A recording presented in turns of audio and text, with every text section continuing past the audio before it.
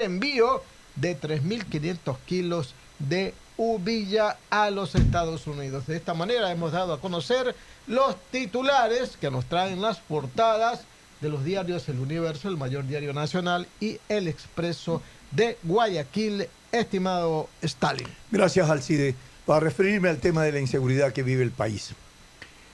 La inseguridad es un tema de déficit de la estructura a nivel del Estado y de omisión de responsabilidades por parte de los gobernantes. El derecho que tenemos los ciudadanos de recibir seguridad en un ambiente, garantizarnos un escenario de paz y de seguridad, se remite a la primera obligación que tienen los gobernantes o el Estado de entregarnos este derecho. De tal manera que ahí hay esa corresponsabilidad. El tema de la inseguridad es un tema estructural a nivel del Estado y es un déficit también y de omisión por parte de los gobernantes. No se trata de que esté fracasando o no esté dando resultado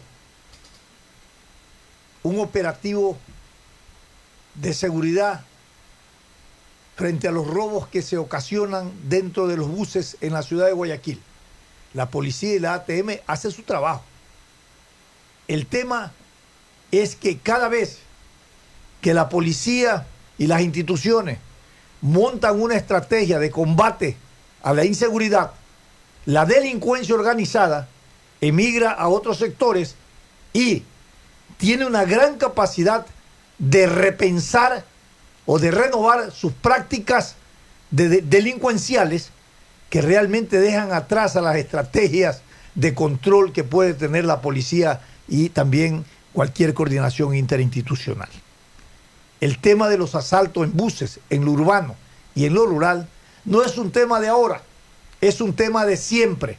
Y sobre esto se han puesto muchas medidas, desde el botón de pánico en los carros, desde las cámaras de identificaciones en los vehículos, desde policías vestidos de civiles. Bueno, un sinnúmero de controles a nivel interprovincial. En las carreteras, policías también apostado en operativos coordinados con la Comisión de Tránsito. Y vemos que cada vez aumenta la delincuencia a nivel interprovincial en los buses. Estamos refiriéndonos a eso porque hoy día el Expreso trae un titular que dice que el plan policial no alcanza para frenar los asaltos en los buses. No va a alcanzar nunca. Primero porque esto no es de ahora, esto es de siempre. Segundo lugar, ¿cuáles son las innovaciones que tiene la policía para poder controlar y poder combatir la delincuencia, que es una delincuencia móvil?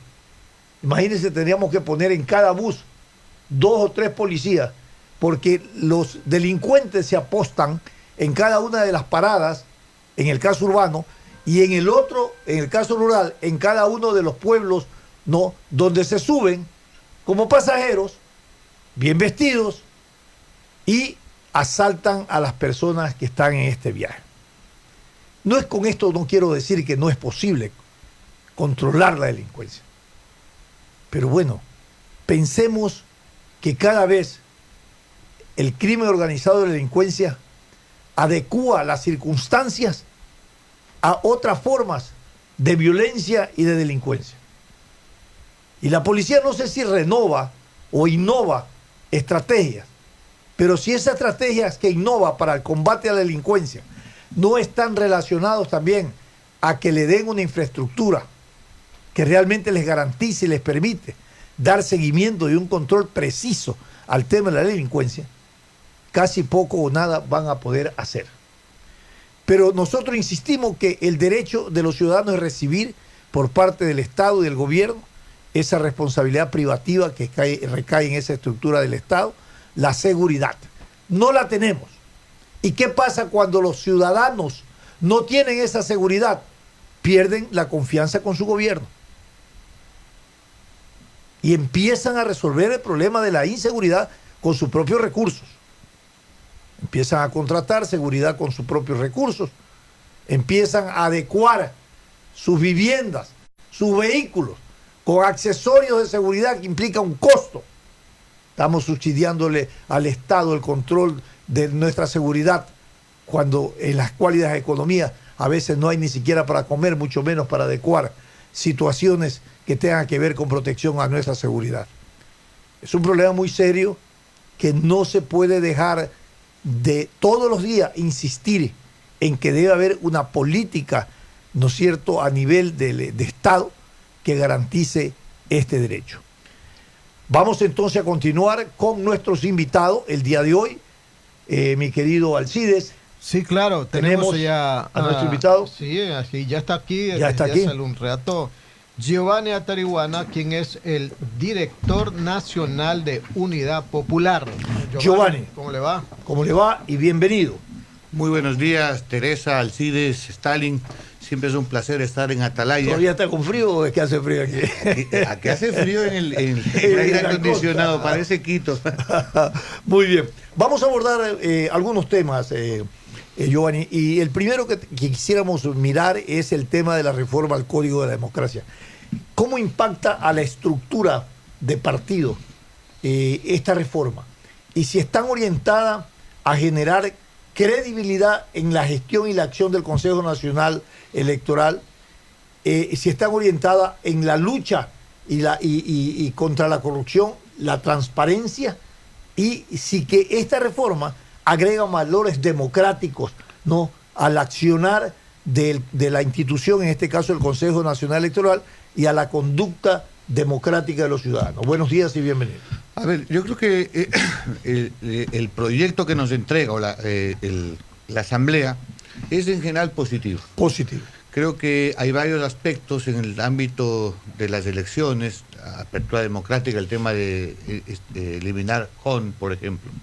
El método de Hon. Es importante la participación en las listas ahora de las mujeres, por supuesto, pero creo que en general las reformas que requiere el sistema político... Se vota una sola lista, en una sola lista, sí. Y no se vota también, eso es importante. Por supuesto, pero creo que las reformas debían haber sido más integrales, quizás no hubo el tiempo, pero creo que sí va a haber impacto en las elecciones del 2021. Cuando hablamos que en Western ya no va a haber la concentración en una o dos fuerzas políticas, que fue el diseño que en su momento puso el Partido Social Cristiano en la década de los 90, y luego Alianza País, creo que es un paso sustancialmente positivo, porque ahora no se trata de los partidos minoritarios o mayoritarios, se trata de la representación en función de cuántos votos tienes, qué porcentaje de apoyo popular tienes, se transformen en similar porcentaje de representación. A ver, ¿qué aporta?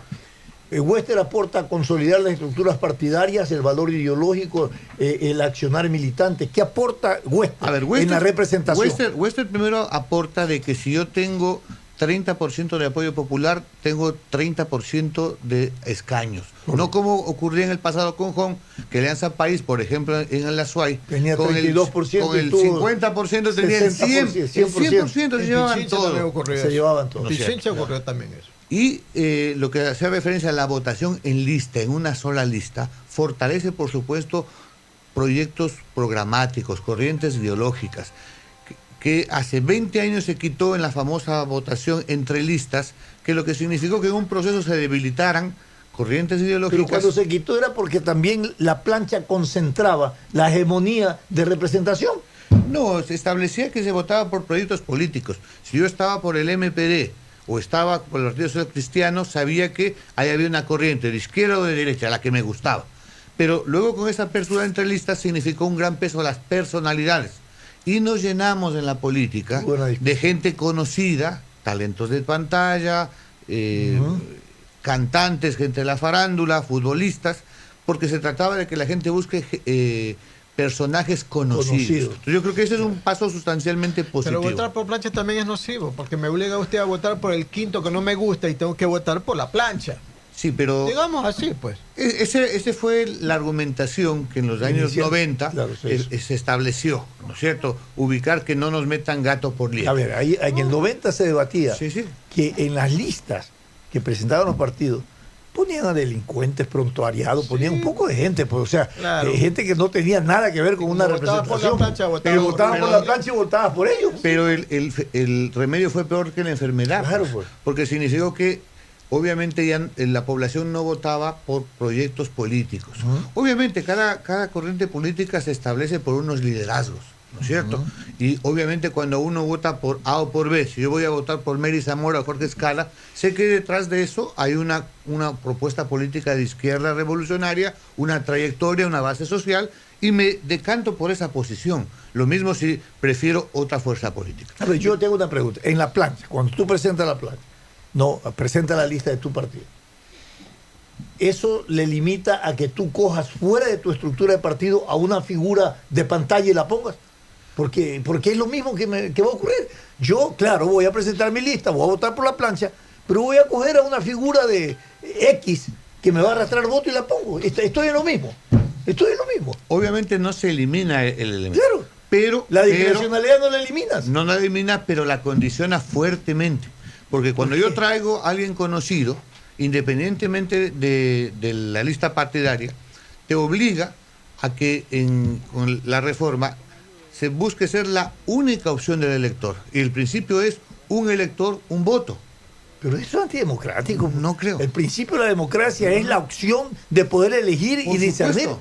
Escoge tú el Discernimos. que tú quieras. Lógico. Por supuesto, escoge el Entonces que tú yo quieras. esa persona que traigo y la inscribo en mi partido, no, y digo, chuta, yo iba a votar por Juan Piguave, que es tan popular, pero se inscribió en el Partido Social, en el Partido Cualquiera. Izquierda Democrática, por decir algo. Tomó una decisión. Entonces, tomó la decisión, el partido lo llevó ahí, pero yo que iba a votar por esa persona, no me gusta en el partido que se inscribió, no me gusta la ideología, pues yo no hubiera querido tener ¿Cómo al termina? otro lado. Votando nulo. Claro, entonces ¿cómo termina? Se decepciona y vota Claro, nulo. No, yo creo que hay estudios donde se establece que hoy la gente, luego de 20 años que estaba vigente lo anterior, el 75% de la gente votaba en plancha. No, eso Primero. sí. Sí. Eso sí, 75%, ¿no es cierto? Sí, Ahora ya. lo que se trata de ubicar, primero que es el principio, una persona, un voto. Segundo, no dispersar, porque había elementos realmente contradictorios. Fuera yo votaba, alguien votaba por Correa y por el anticorreísmo. Sí, claro. Entonces, privilegiando el tema de la persona por sobre el proyecto. En todo caso, vamos a ver cómo funciona. Nosotros creemos que es un paso positivo, al igual que es positivo un reconocimiento que se hace en la paridad de género. Cuando hablamos Pero que la por mitad de la obligación, población... no vale. ¿Perdón? Por obligación legal tenemos que hacer eso. Es una medida, mi estimado. Eso es lo nocivo, pues. No por obligación. Se trata de crear condiciones para que las mujeres asuman nuevos desafíos. Lo hicieron décadas atrás, cuando se estableció el tema de la paridad en la lista, mitad hombres, mitad mujeres. Avanzamos. En la década de los 80 había el 5% de mujeres en la asamblea. Hoy sustancialmente ha mejorado, pero todavía falta. Giovanni, falta. Pero mira las contradicciones del desarrollo histórico de la reivindicación de los derechos de género. Las mujeres han venido reivindicando históricamente su rol y su posición dentro de la sociedad, sin necesidad de tener regulaciones estatales ni leyes que la protejan. Han ganado en la lucha. Y la lucha ha revertido, ha generado todo este proceso de ley de regulación. Entonces, yo no sé por qué ahora tienen que imponerlo previamente con una regulación y decir, sí, ahí, a dedo, ustedes tienen que estar equiparados. A ver, Obligación legal. coincidimos, Stalin, que esto no es dádiva de nadie, es Por fruto eso. de la lucha de las Sí, mujeres. la lucha Y es un derecho recordemos adquirido históricamente. A Matilde Hidalgo, que fue la primera Claro. mujer en Latinoamérica que votó. Y los hechos muchas veces obligan a que las leyes se cambien. Esta reforma en concreto no surge de un partido político, surge del movimiento de Claro, mujeres. de expresiones Y sociales. creo que el paso es positivo. Nos plantea un elemento a los partidos políticos. El desafío de dar espacios para que las mujeres tomen mejores condiciones de hacerse conocidas, de asumir distancias. Nosotros ubicamos el caso de la Unidad Popular y lo que era el MPD. Siempre hemos tenido mujeres muy destacadas. Hoy mismo, Así es. Magali Orellana es prefecta de la provincia amazónica. Lucía Sosa es alcaldesa de Esmeraldas. Tenemos liderazgos muy fuertes como los de Mary Zamora. Pero por supuesto, cuando hablamos de la mitad de la población mundial y del país, que son las mujeres, que están condicionadas por su condición de madre, por la discriminación que todavía existe, por el machismo, es obvio que este es un paso positivo. se va a aplicar gradualmente. Este año tenemos que Pero no presentar canta el 15%. Y hasta el 2025 al 50%. No Por canta supuesto, victoria, Giovanni, el presidente la puede vetar. bueno, estaría contracorriente. No, siempre no la- queda, ahí sí siempre que- queda la posibilidad de que un mal asesor le plantee Le el tema. planteé cosas, ¿no? Yo pienso que es uno de los temas que muy difícilmente, porque es un avance, por supuesto, para que las mujeres se incorporen. Son medidas positivas, son afirmativas que se llaman, que buscan corregir lo que históricamente, dada la sociedad ecuatoriana, la mujer siempre ha estado relegada en el plano público. Usted recuerde, Stalin, que prácticamente Matilde Hidalgo fue proscrita porque se le veía como algo raro. Así es. La mujer tenía que estar en Así la es, casa. como No, todo. las mujeres tienen capacidad, tienen liderazgo. Cuando la sociedad, en este caso a través de una ley, le brinda la oportunidad, seguramente veremos que florecen muchos liderazgos. Yo le hago una pregunta en el marco del progresismo de derecho. Hoy para el 2021 o 25 creo que el tema de presidente y vicepresidente 25, para el es para el 25, es progresista. 50-50. ¿Qué va a pasar? Una mujer tiene que estar en Carondelet. 50 y 50. ¿Qué va a pasar con una pareja? Está aprobado el matrimonio igualitario, ¿no es cierto? ¿Qué va a pasar con una pareja que se casa en matrimonio igualitario, que se lanza de candidato, ¿no? Y O quiere candidato. que o candidata y su pareja sea presidente y vicepresidencia, como ocurre. Nadie impide eso. ¿Qué va a pasar? ¿Cómo se define una eso? disposición legal. Dime cómo se define eso. Es que es distinto, es que es Hay un distinto. país igualito. No. A ver, Es que en un ¿por qué matrimonio distinto? igualitario no Son dos necesariamente... hombres. Pueden ser dos Son dos hombres, hombres. pueden ser dos Dos mujeres. hombres. Y si yo decido ser candidato a la presidencia y quiero que mi compañero hombre sea No, vicepresidente, ¿qué pasa? Son ¿Están dos casados cosas. por el Sí, sí. género, pues? No ¿Ah? están casados por el género. Se pueden casar entre dos hombres y los dos se reivindican como Ese hombres o matrimonio dos de mujeres. género, hermano. Así está concebido. A ver, pero en la ley está planteado el binomio presidencial hombre y mujer. Sí. ¿Y? Hombre y mujer. ¿Y si- Esa es la ley. No dice, porque en este caso serían dos hombres, ¿Y independientemente de su orientación sexual, de su ¿Y preferencia ¿Cuál es la sexual. definición de matrimonio que hay? ¿Es Pero- hombre-mujer o también hombre-hombre? Es igualitario ahorita, pues. Por eso, Cambió, pero no pues. estás comparando peras con La manzanas. ley no da acceso entonces a lo paritario, Hermano, ya verás lo que va a paritario pasar. para el binomio. La ley no, da acceso. Es No ha un tomado hombre en cuenta. o mujer y hombre. Creo que también en la reforma hay pasos interesantes en el control del gasto electoral. Hay cosas interesantes también a la hora de ubicar la justicia electoral, que tanto problema ha tenido el contencioso electoral, pero que algo que se queda pendiente y es lamentable, es parte del cálculo de los partidos denominados concentradores, fue la no eliminación de los distritos en Pichincha, Guayas y Manabí. Es decir, nosotros somos ¿Y qué? de la ¿Los tesis. demás sí? No, es que En Pichincha, Guayas y Manaví, ¿no? son donde se dividen. Aquí, por ejemplo, en Guayas hay 4 distritos, 4 distritos, sí. ¿no es cierto? Sí, sí. Significa que la gente vota supuestamente por el distrito 1, el distrito 2, el distrito de cantones, Sí, sí, sí. ¿no es cierto? Se buscaba supuestamente una representación más directa con la gente. Más próxima, ¿no? Pero en realidad eso no ha ocurrido. ¿Qué es lo que pasa? eso Que no. finalmente ya no hay la votación por la unidad política que es la provincia. Entonces la gente en el sur de Quito supuestamente elige un diputado, pero no hay tal cercanía. Y lo que ocurre es que se concentra una vez más la representación. Creo que el método de Wester, que incorpora una mayor proporcionalidad, debía haberse complementado con que Guayas, Pichincha y Manabí elijan diputados Pero permite provinciales. permite la opción de las minorías, pues, Giovanni. ¿Perdón? Con ese mecanismo De Western. de Western permite la presencia de la minoría. Pues, Sí, pero que en no una- había en el caso de ON. Pues. Estoy de acuerdo. Pero en Lo una que pasa es que relación hace falta, por ejemplo, aquí en Guayas se eligen, entiendo, 20 diputados. 20 diputados.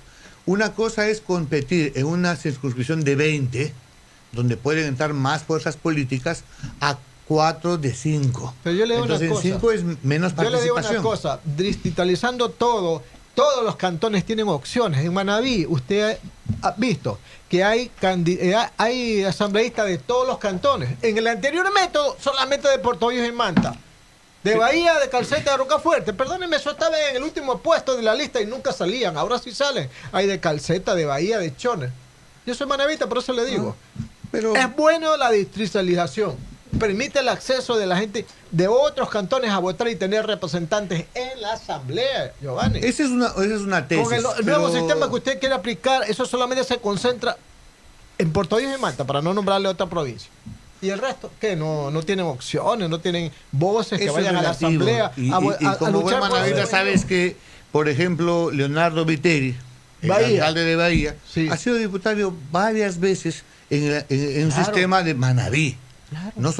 No solamente por distrito, sino Claro. como No, Manaví en antes, su con la conjunto. Manaví. Es que antes el Western era la votación universal, no era por distrito. No, ¿te acuerdas?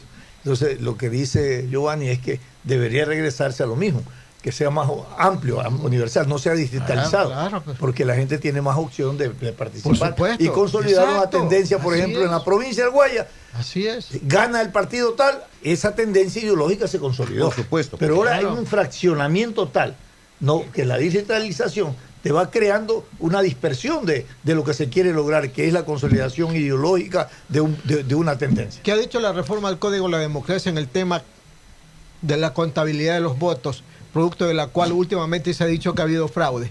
No ha dicho nada, absolutamente nada del Código de la Democracia, ¿no le parece? Bueno, creo que el Consejo Nacional Electoral está en deuda en el tema de presentar transparencia. Hay observaciones de la Contraloría respecto al sistema informático utilizado. Hay observaciones de la Contraloría respecto a la verificación de firmas de partidos. El partido número 5 Eso tampoco se ha hecho absolutamente nada de del Código de la compromiso Democracia. social está cuestionado porque no tendría las firmas. En general creo que estamos entrando en un año electoral donde los ciudadanos debemos estar atentos, porque no solamente es un tema que nos interesa a los partidos, que finalmente presentamos alternativas y ciudadanos. propuestas, sino a los ciudadanos, que sepan de que no va a haber las distorsiones del pasado, donde, por ejemplo, Alianza País, con un límite Claro. de gasto electoral de 1,5 millones, gastaba hasta 16 millones de dólares por fuera, sin control absoluto, y que ahora sabemos viene de la corrupción, Se viene de las gastaba el coimas. dinero de la corrupción. Ya. Que no le metan la mano para que haya apagones electorales y cambien la voluntad del elector. Claro. Eso es algo que aspiramos no solamente las fuerzas políticas, sino el conjunto de los Se ecuatorianos. nos quedan muchos temas, El porque tema de los debates. sobre eso, Es muy positivo. sobre eso, imagínese usted, sobre la transparencia y la confianza que debemos tener al Consejo Nacional Electoral, en medio de toda una confrontación y juegos de intereses de grupos de poder y de grupos de partidos. ¿Qué confianza puede tener una institucionalidad en un proceso democrático como el que se nos avecina? Giovanni, muchísimas gracias por tu análisis. Si tienes algo que Sí, decir. precisamente el día de mañana, 14 de diciembre, vamos a reunirnos aquí en la ciudad de Guayaquil, el Consejo Nacional de Unidad Popular. Vamos a hacer una evaluación de lo que ha pasado este año, que ha sido un año muy intenso en actividad electoral, en actividad social, en el levantamiento popular, y vamos a discutir estas reformas en profundidad y a delinear lo que será la estrategia electoral del 2021. Ya estamos en modo ¿Y electoral. ustedes cómo van? Vamos ¿Cómo? a proponer ¿Frente una- Popular o MPD? ¿Recuperaron ya el MPD? No, la Unidad Popular es un solo partido, Ahora es dos. nos fusionamos Nos fusionamos. y vamos a hacer una propuesta al conjunto del país, a las fuerzas democráticas de izquierda, Pachacute, Galaconay, al FUD, a los ecologistas, a la juventud, para presentar una propuesta alternativa, porque pensamos que el 2021 debemos tener una propuesta que resuelva los problemas, sin asumir una propuesta neoliberal que tiene la derecha, Nebot Lazo, y totalmente distinta al autoritarismo y la corrupción de Rafael Correa. O sea, no es socialismo del siglo XXI. Nosotros hablamos Entonces, ¿qué es? la necesidad ¿Qué de es? ubicar un proyecto de izquierda, un proyecto democrático que resuelva los problemas. Se van Y a con los conseguir- indígenas, pues, señores. Ok, Se van por con los supuesto. indígenas. Se van con los Por indígenas. supuesto. Tienen Con los el indígenas, con los trabajadores. El candidato entonces el señor Jaime Vargas. El señor Vargas. Vamos a discutirlo. Bueno, Vargas, muy Yacu bien. Pérez, Bueno, Giovanna Tarihuana, tiene Meli Zamora. bastante, tiene bastante, ¿no es Ahí cierto? está. Muy bien, Ahí está la gracias noticia. Giovanni por estar Hemos con dialogado. nosotros.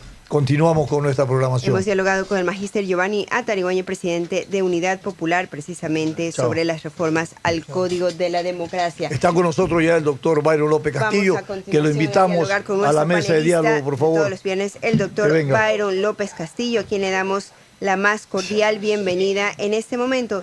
Y mientras él se prepara para estar frente a los micrófonos, les recordamos a ustedes, nuestros oyentes, que la readecuación del paradero en la vía perimetral a la altura de la Universidad Pacífico, con techos, kioscos y baños, el futuro terminal satélite con paso peatonal que se realizará en ese mismo lugar, son parte del camino de la innovación de la ATM y la Alcaldía de Guayaquil. Ahora sí, está ya con nosotros el doctor Byron López Castillo. Le damos la bienvenida y el día de hoy vamos a abordar realmente un tema de mucha preocupación.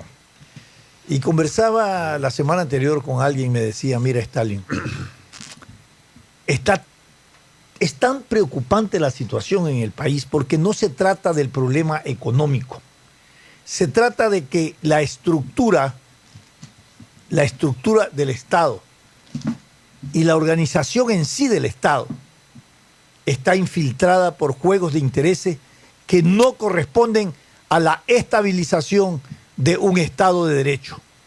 Y aún más, hasta la democracia está corrompida. Me dejó sin discurso, porque si hasta la democracia en su comportamiento social está también infiltrada por estos actos reñidos con la ética y la moral pública, entonces, ¿qué nos queda desde la perspectiva de los ciudadanos y de la sociedad? Doctor, buenos días y bienvenido. Muy buenos días, señoras y señores.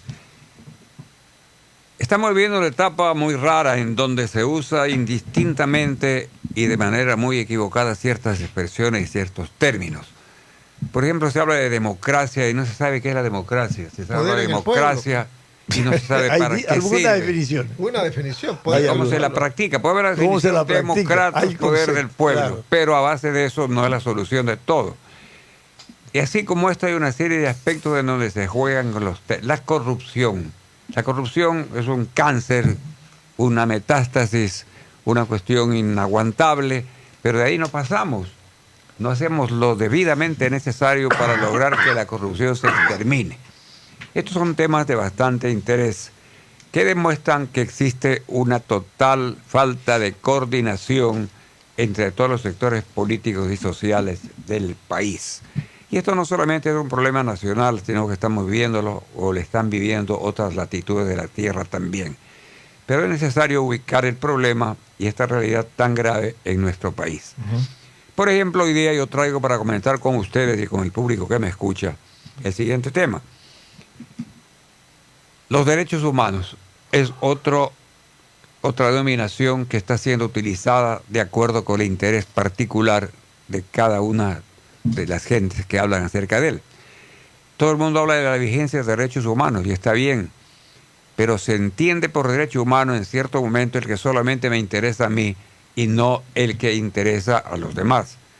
De tal manera que hay necesidad de aclarar qué es el derecho humano, cuáles son los derechos humanos, por qué hay que respetarlos y la forma en que tienen que ser respetados y entendidos. ¿Por qué digo esto? Porque acaba de emitirse una resolución de la Comisión Interamericana de Derechos Humanos frente a la petición planteada por la señora, todavía prefecta de Pichincha, Pavón, el señor Virgilio Hernández y el que más se me escapa el nombre, que están procesados como consecuencia de los acontecimientos de octubre, porque se los atribuye a ellos la participación directa en la sublevación popular que hubo en esos días en Quito. Están procesados por la justicia ecuatoriana, están en manos de la Fiscalía la parte de indagación previa. Es decir, hay un proceso penal que determinará si ellos son o no partícipes y responsables de los acontecimientos que se produjeron en ese entonces. Han acudido a la Comisión Interamericana de Derechos Humanos para pedirle que dicten a favor de ellos medidas cautelares. Y aquí viene otro término también que se está usando muy indistintamente, medidas cautelares. Las medidas cautelares son medidas que se dictan con el objeto de prevenir la inseguridad que pueda tener una persona que está privada de libertad, por ejemplo. Medidas cautelares se dictan para que en lugar de estar privado de libertad, goce de la libertad con ciertas medidas preventivas que impidan que huya, que se fugue, etcétera, etcétera. En el caso concreto, la Comisión Interamericana ha dado paso a la petición de los señores a quienes me refería hace un instante y ha dictado a su favor medidas cautelares. Pero estas medidas cautelares han sido entendidas por ellos en el sentido de que significa que los pongan en libertad. Y eso no es así. Una cosa es disponer que se ponga en libertad y otra que se tomen medidas de seguridad o preventivas o precautelatorias en favor de los peticionarios. Que hay aquí entonces una gran confusión que nace de quienes tienen interés en crear esa confusión. Con estas medidas cautelares, ¿qué es lo que se está determinando? Que estas personas que están procesadas gocen de las debidas seguridades en el interior de la cárcel donde están privadas de libertad. Actualmente se están produciendo asesinatos escandalosos y que horrorizan en los interiores de las cárceles. Entonces estas personas que están privadas de libertad deben estar seguras de que su vida va a estar resguardada, protegida por estas medidas cautelares. Medida cautelar, no impedir que salgan a tomar sol, por ejemplo, que se los castigue diciendo ustedes no salgan a tomar sol.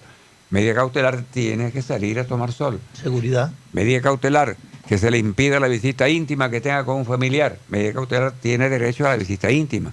Es decir, todas estas cosas son medidas ¿Y seguridad? de seguridad. Que en la cárcel tenga seguridad, que le den una celda en donde no vaya a correr peligro su vida, que se está acompañado de varias personas que son peligrosas, se las cambie.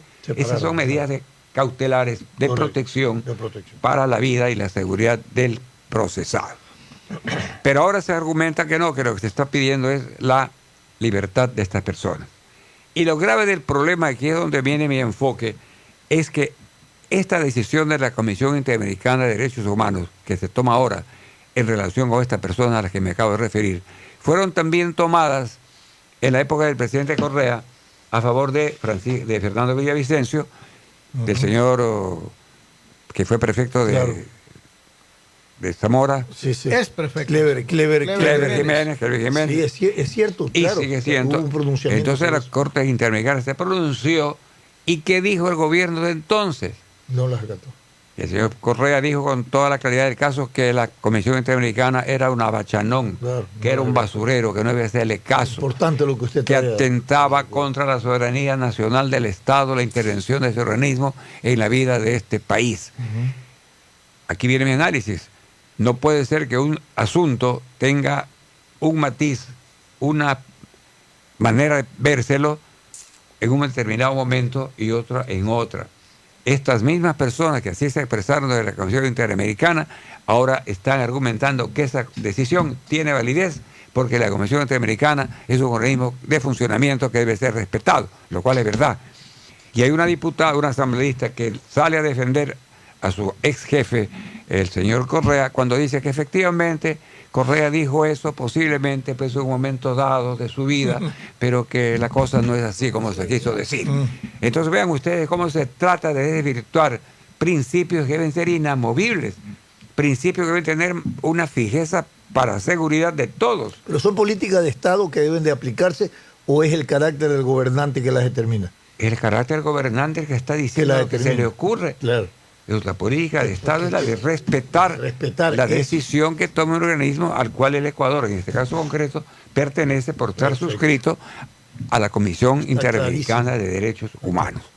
Esto traigo yo a colación en la mañana de hoy porque preocupa sobremanera. No podemos vivir en un terreno pantanoso, en donde hoy se dice que está bien y mañana que está mal, que hoy vale y que mañana no vale. Debemos tener certeza, seguridad y sobre todo un respeto a estas instituciones democráticas que existen en el mundo, que sí cumplen un papel y que el Estado, cualquiera que este sea, y en el caso concreto el del Ecuador, está obligado a respetar y no a vilipendiarlo. Usted hágame de acuerdo, Galo Lara, que estuvo preso casi 8 años, Sí. ¿hubo algún pronunciamiento No tanto, de la CDH sobre medidas cautelares de seguridad? No me acuerdo si Lara acudió a la comisión. Sí, creo que No me acudió. acuerdo. Entonces, pero en cambio él vivió en una situación de inseguridad difícil, terrible. Totalmente. Y él ha reclamado Y últimamente él ha reclamado eso. que en el tiempo que estuvo preso nadie abogó por él en cuanto a la vigencia de sus derechos humanos, porque Así es. estaba enclaustrado con Enfermo y todo. y sin seguridad. auxilio de nadie, ¿no? Así fue. Entonces, yo quiero insistir en este tema en la mañana de hoy porque me parece necesario. Es importante eso. A la ciudadanía tenemos que orientarla. La ciudadanía no puede ser manejada a capricho, ni a criterio, ni a la vanidad de una persona o del odio de una persona. Esta institución es buena cuando me sirve a mí y es mala cuando ya no me sirve ni creo que me sirva. Eso no puede Perfecto. ser en un Estado de Derecho. Ahora, hablemos del Estado de Derecho y hablemos de el impacto, o más que el impacto, quién debe de acoger los pronunciamientos. Porque cuando se habla de violaciones de derechos, la gente cree que la violación de derechos es una riña en la calle, una pelea entre grupos. Bueno, al final fueron creados para frenar o poner detención de excesos que pueden tener los estados respecto a los civiles, a los ciudadanos. Sí valdría la pena aclarar esto porque hay mucha confusión también en este tema. Sí, así es. Por ejemplo, están considerando en este momento de lo que sucedió en Quito en octubre, que derechos humanos tienen solamente los que atacaron y le quieren quitar a la policía el derecho humano que le asiste para repeler en cumplimiento de la ley el ataque del que era objeto las fuerzas públicas y los bienes públicos y privados que fueron atacados por los vándalos. Entonces ahí viene un análisis. ¿Por qué un sector sí habla de derecho humano para sí y otro dice no para él, sino solamente para mí? Derechos humanos son para todos los seres humanos, no solamente para un grupo determinado, y un grupo determinado que se le quiera dar esta calidad con un criterio eminentemente político. A mí me preocupa, por ejemplo, el pronunciamiento que acabó de hacer la señora Bachelet, que es delegada sobre los últimos acontecimientos de octubre. Ella se pronunció en un sentido muy subjetivo, que fue muy bien rebatido por el señor ministro de Defensa Jarrín del Ecuador, cuando le dijo que esto no era así. La señora enfoca e presenta su informe al organismo correspondiente, indicando que los derechos humanos fueron vulnerados aquí por el empleo exagerado de la fuerza por parte de los elementos de la fuerza pública. Y esto no es así. Jarrín se presentó y dijo: la fuerza pública actuó con prudencia. Y un general de apellido Pérez dijo en una intervención pública, que lo vimos a través de la radio y televisión, que si hubiera habido la fuerza pública actuado en la forma en que se dice que actuó, habrían habido centenares de muertos. Y entonces, eso que quede claro, la fuerza pública también tiene que actuar, pues, en defensa de los intereses que ella le toca defender y de su propia existencia física. No se le puede negar a un policía que no ataque o que no contraataque cuando es objeto de un ataque. Correcto, pero ¿por qué solo se observa al Estado en los excesos que pueda tener respecto a los ciudadanos en el tema de los derechos humanos? Esa es la parte que yo anoto.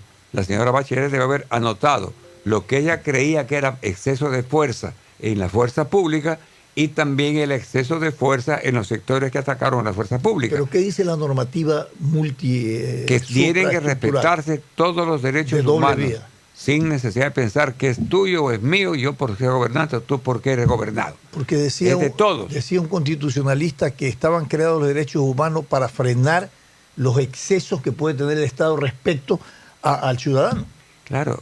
Si que fueron creados para eso, para el Estado sancionarlo, detenerlo, que no pase la línea. Claro, si el Estado ataca los derechos humanos se puede llamar la atención al Estado. Claro. Pero en el caso que estamos notando ahora, no. De tal manera que sí cabe el llamamiento al orden por parte de un organismo superior como es la Comisión Interamericana al Estado, si la Comisión determina que el Estado actuó violentando derechos humanos, que sí se puede producir por parte de un Estado totalitario la violación de derechos humanos. Después de la comisión, estos informes pasan a la Corte de Derechos Humanos. En este caso no. Ahí terminan como informe nomás. A la Corte va cuando se trata de un juicio, de un proceso. ¿Y qué pasa cuando los estados no asumen y no recogen la sugerencia? Si el Estado no acoge, la parte perjudicada puede reclamarle nuevamente para que imponga su autoridad ante el Estado que desacata esa resolución. Ya, entonces en el caso del Ecuador lo que se está interpretando es la libertad en vez de la garantía de esos derechos. Sí. Otro tema, por ejemplo, que preocupa aquí es que a título de defensa de derechos humanos, cuando se comete un delito en nuestro medio, se oculta la cara del hechor. Así es. Y mientras tanto se publica de manera exagerada a la víctima, a sus familiares, a la forma en que fue atacado, cómo se le atacó, etcétera, demostrando con eso una total desigualdad. Derecho humano para el victimario y no para la víctima. Esto tiene que aclararse. ¿Por qué se esconde la cara del victimario? ¿Por qué se le pone Juan N. y se le oculta el nombre total hasta que es procesado? Si se sabe que en un momento determinado esa persona a quien se está ocultando su nombre y su identidad, cuando ya sea procesada, salta a la luz su nombre completo, su faz y todo lo demás. Entonces, ¿por qué mantener a una sociedad? ¿Quién fue? No lo conocemos, está tapada la cara. Puede estar al lado de uno. Eso es atentatorio y se está planteando ya por parte de ciertos organismos en el Ecuador. ¿Y eso qué está? ¿En el código, en el CUI? ¿Qué está? Claro, en la defensa del Está Código de tipificado, Integral Penal. está la Sí. garantía para el delincuente y Así no es. para el... Otra cosa que a mí me preocupa mucho y lo anoto acá es cuando hay un hecho de sangre, un crimen, un asesinato, inmediatamente el policía que informa a través de la televisión, por ejemplo, o un fiscal que lo hace, inmediatamente narra el hecho como se produjo y dice, este es un delito que merece una pena de 20 años. ¿Por qué tiene Sí, que el se fiscal adelanta. y el policía dar la pena si todavía no está ni juzgado, ni procesado? Ni son Eso se jueces. prevarica. No Ricardo, tiene. pues. Esa es la cosa que hay que aclarar y llamarle la atención a esta gente. Un fiscal tiene, yo soy juez, soy en este momento la parte procesal que impulsa el juicio penal. Pero no me dé adelante decir qué pena le vamos a poner, porque eso me toca a mí. Eso lo toca un tribunal penal más adelante, una vez que sea procesado Eso el es muy individuo. común lo que usted Y dice. puede saber, quién sabe, mejor dicho, quién puede saber que esa persona mañana no tenga ninguna participación y al fiscal está diciendo que tiene 20 años y más adelante se establece que no y se le ratifica su inocencia. Son contradicciones que tienen que aclararse por parte de organismos llamados a esto, Consejo de la Judicatura. Le tocaría llamar a los fiscales, señores, no se adelanten a decir esto. El policía también no tiene por qué estar adelantando a decir qué pena le va a poner si no está todavía ni enjuiciado, sino en etapa de investigación previa, que se llama. ¿Qué criterio le merece, cambiando de tema, el tema de la ex representante del Consejo de Participación Ciudadana, señora Chalá, que ha reclamado su reincorporación a eso? Sí, ha acudido y ha obtenido una resolución a Sí, favor. a favor, Y sí. había anoche que los otros también han pedido lo mismo. Claro, Pero ya el Entonces, juez que le concedió ese destituido. recurso fue destituido anoche. pero sí. no cambia la resolución está en firme. Pero no tenía por qué pronunciarse así. Sí, eso es lo Una que quiero cosa decir. Es legal, es otro es tema. constitucional. Aquí hay temas varios que están saliendo al calor Sí. de la conversación. En este momento todos los jueces son constitucionalistas Ujú. y todos los jueces son multicompetentes, cuando en realidad son muchos de ellos muy incompetentes y no multicompetentes. Eso de la competencia significa que pueden recibir todo tipo Son de constitucionales. planteamientos. Un juez de trabajo puede inquilinato, conocer trabajo, un juicio. de todo tipo. Un juez de trabajo de la niñez, de la niñez puede adolescencia, conocer etcétera, puede conocer cualquier aspecto de carácter constitucional. Y para manejar la Constitución hay que ser un especializado en la Constitución. Hay que ser un constitucionalista, porque no es simplemente decir aplíquese al artículo 14 de la Constitución, sino hacer el análisis jurídico de por qué existe esa disposición. En el caso de lo que se anota que... Son como los médicos generales, que no son especialistas, entonces los médicos generales tratan todo tipo de enfermedades. Los médicos multicompetentes, los jueces multicompetentes tratan todo tipo de casos. Claro. Y eso no es así, pues, doctor, ¿verdad? No, no es así. Aquí, por ejemplo, habían jueces penales, jueces de trabajo, jueces de civiles, jueces de inquilinato, De la niñez. ¿no es cierto? Cada cual ubicado en una orientación jurídica, ¿no? Penal, solamente penal, de trabajo, solamente laboral. Cada Pero- uno en su ámbito. cada uno en su ámbito. Pero ahora no, de todos se sortean y de repente uno que es penal está tratando civil y otro está tratando inquilinato. Es una cosa que no está bien porque no todos estamos preparados para todo eso. Pero vamos al asunto, porque se ha planteado por parte de la señora Chalá que se le restituya del cargo, Así producto es. de la cual pues ella fue destituida por parte de la Asamblea. Así ¿Un fue. acto de la Asamblea puede ser anulado por un juez? Mi opinión es que no. Y ha habido anoche dos opiniones de asambleístas que están pues sorprendidos por esta actitud. Porque de aquí en adelante estaría margen a lo que resuelva la Asamblea puede ser desbaratado, dejado sin efecto por un juez cualquiera de cualquier parte del Pero país. ya pasó, porque acuérdese cuando lo de la Corte y todos los de la Corte enjuiciaron a la Asamblea que destituyó a los otros y ya los están indemnizando. Pero eso es otra cosa. Pero es un Eso acto fue- fue cuestionado, No, fue no. cuestionado De un la acto de Corte la de Asamblea. Quintana Cuello. Claro, eso fue otro caso. Eso fueron destituidos los jueces. Claro. Destituidos. Y ahora ellos están. Ahora están aplicando una norma constitucional para dejar sin efecto la resolución de la Asamblea. Pónganse a pensar lo grave Pero que acá la sería Chalá que también. mañana o pasado todo el mundo que reciba una cuestión acuda a un juez y el juez diga no, lo que hizo la Asamblea no vale, entonces ¿para qué queda la Bueno, Asamblea? pero en el caso- Son en las el grandes caso- confusiones jurídicas, hay que aclararlas. Está bien. Porque pero van... en el caso de la Chalá igual fue destituido ¿De de la Chalá y el grupo fue destituido por la Asamblea. Por eso. Igual por eso es que han hecho Con lo esa mismo. resolución está queriendo devolvérsele la Volverse, pega claro. a la señorita Chalá. Ajá. y mañana otro más. ¿Y en qué queda la asamblea? Tal vez no le devuelvan los puestos, pero sí van a pedir indemnización, ¿no? Como hicieron los jueces, ¿así? Sí, pues. Eso tiene que aclararse definitivamente bien. ¿Hasta qué punto un juez de estos constitucionalistas o multicompetentes Sí. tiene derecho para conocer ciertos actos? Claro. Yo creo, personalmente, puedo estar equivocado, pero es una tremenda equivocación la que se ha producido con esta señorita Chalá. Y amenazan los otros con irse también a otros jueces para pedirle. Entonces, Claro, mañana sí, salen pues, votados toditos, una cadena, regresan y lo que están regresa. haciendo es un desorden. Un desorden. Un desorden, una desorganización bien organizada, digo, alguien, exagerando la expresión. De patines. Tres patines, así creo que fue el que Pero dijo. la Asamblea tiene que inmediatamente apelar. Y yo sé que la oposición tiene que pronunciarse, porque es sumamente peligroso que se atente contra lo que hace Pero- una Asamblea Nacional del país. Pero debe de crearse, ahora debe ser una oportunidad para crear estos candados, pues, Claro, para que esto no vuelva a ocurrir. Pues. así es. Eso se hará, y mi aspiración será en el instante en que haya una Asamblea Nacional Constitutiva. integrada Sí. en su mayoría por gente que entienda los problemas jurídicos. Lamentablemente Imagínate, ahora hay hermano, una hay minoría un diversionismo que total. conoce y la mayoría que desconoce, y ahí se producen estos hechos tan lamentables que estamos comentando. Muy bien, doctor, se nos ha terminado el tiempo. Muchas gracias. Hemos tratado 2, 3 temas que son realmente de preocupación y de actualidad nacional. Gracias a ustedes por vuestra sintonía. Les deseamos un feliz fin de semana. Lo dejamos con nuestra programación habitual.